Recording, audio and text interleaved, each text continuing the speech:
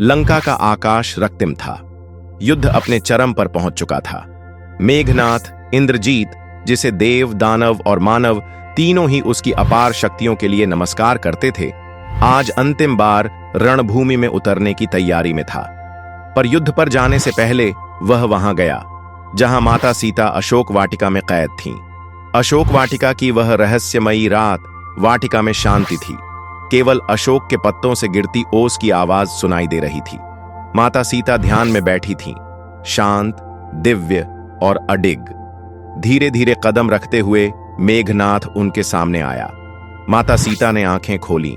इंद्रजीत, तुम यहां इस समय? मेघनाथ विनम्र होकर कहा, माता, आज मृत्यु मेरा इंतजार कर रही है और मृत्यु का सामना करने से पहले मैं एक अधूरा सत्य आपके सामने रखना चाहता हूं। एक ऐसा सत्य जिसे न मेरे पिता जानते हैं, न लंका। माता सीता थोड़ा आश्चर्य में पड़ गईं। मेघनाथ ने कहा, माता, बहुतों को लगता है कि मैं राम सीता के विरुद्ध हूं, पर सत्य यह है कि मैंने कभी आपको अपने शत्रु के रूप में नहीं देखा। मैं जानता हूं आप धरती की पुत्री हैं, शुद्ध हैं, पवित्र हैं और इस पूरे युद्ध की असली पीड़िता भी वही है। माता सीता मौन रहीं, उनकी आंखें गंभीर हो उठीं। मेघनाथ ने आगे कहा, और आज मैं आपको एक ऐसा रहस्य बताने आया हूं जिसे मैंने अपने हृदय में छुपा रखा है। मैंने कभी आपका अपमान सहना नहीं चाहा। मैंने रावण को कई बार सचेत किया कि स्त्री हरण पाप है, पर मेरा धर्म, पुत्र धर्म, मुझे रोक गया। मैंने अपनी मर्यादा के विरुद्ध जाकर पिता का साथ दिया, पर हृदय में हमेशा अपराध बोध रखा। माता सीता के चेहरे पर करुणा की रेखा उभर आई। धीरे से दुनियादारी का मुखौटा हटाकर मेघनाथ बोला, माता, एक और सत्य है। मैं जन्म से राक्षस कुल का हूं, पर हृदय से देवताओं का विरोधी कभी नहीं रहा। मेरी तपस्या, मेरे युद्ध, मेरी शक्तियां सब अधर्म के लिए कभी नहीं थीं। मैंने ब्रह्मास्त्र पाए, पर उनका प्रयोग केवल युद्ध मर्यादा में किया।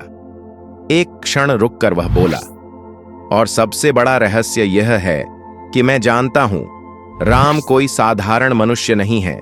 वे भगवान विष्णु के अवतार हैं। उनका विजयी होना ही इस सृष्टि की आवश्यकता है। माता सीता ने पहली बार उसकी ओर आश्चर्य से देखा। मेघनाथ धीरे से बोला, माता, मेरी मृत्यु निश्चित है, क्योंकि यह मृत्यु नहीं, मेरे भीतर हो चुके अधर्म का प्रायश्चित है। मैं पिता की गलतियों में उनके साथ खड़ा रहा, यही मेरा अपराध है। फिर उसने माता सीता से हाथ जोड़कर कहा, हे जानकी माता, मैं युद्ध पर जा रहा हूं। मेरी एक अंतिम प्रार्थना है। मेरी मृत्यु के बाद मेरे पिता का दुख देखकर उन पर दया अवश्य करना। रावण अधर्मी है, पर पूरी तरह दुष्ट नहीं। उनके भीतर भी भक्ति है, ज्ञान है, पर अहंकार ने उन्हें अंधा कर दिया है। माता सीता ने अपनी शांत आवाज में कहा, मेघनाथ, जो व्यक्ति सत्य को पहचान सके, जो अपने पापों को स्वीकार कर सके, वह अधर्मी नहीं होता।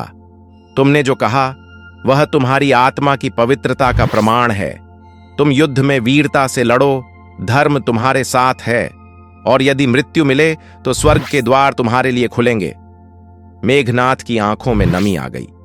मेघनाथ धीरे धीरे पीछे हटता है।